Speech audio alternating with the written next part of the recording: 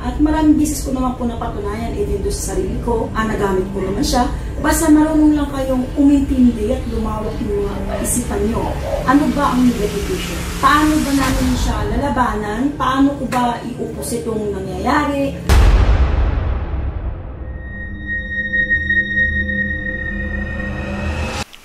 Hello po mga ka-PTV, sa video na ito itatalakayin natin ang nakakakilabot na mga kaganapan na walang sinasanto kahit sa anumang panahon na mangyayari sa Metro Manila.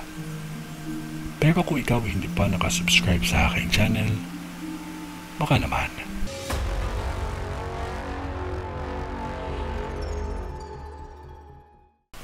Isang bahagi o lugar na kung saan malapit ito sa isang ilog. Hindi ito kalayuan sa palengke at police station. May kainan kayong makakita na matatawag nating kantin. Ngunit hindi lang ito isa.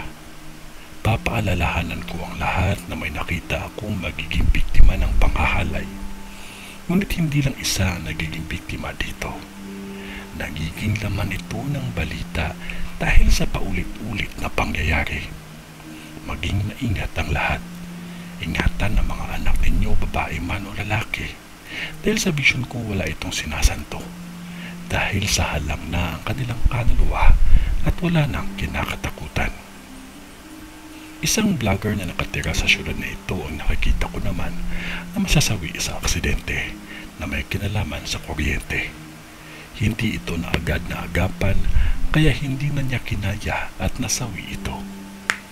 May nakikita ako sa vision ko ang salpukan ng mga sasakyan. Hindi lang 3 ang nadamay dito.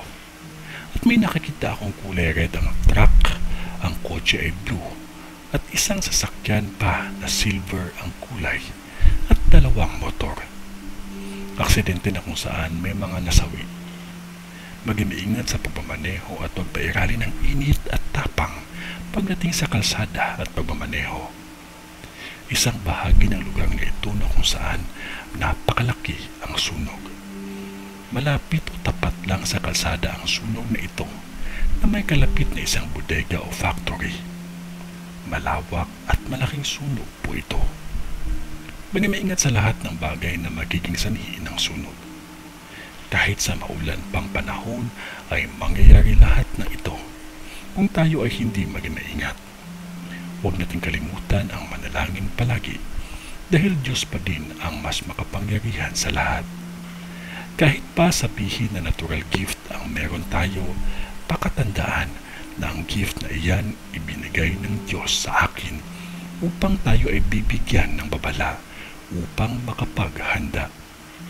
Dahil mahal pa din niya tayo sa kabila ng kasamaan ng ibang tao na sumisira sa mundong kanyang nilikha. Upang matira natin. Huwag makalimot ang manalangin palagi.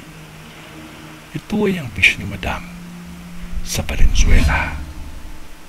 Sa ngalan ng Diyos Ama, ng Diyos Anak, at ng Diyos Espiritu Santo.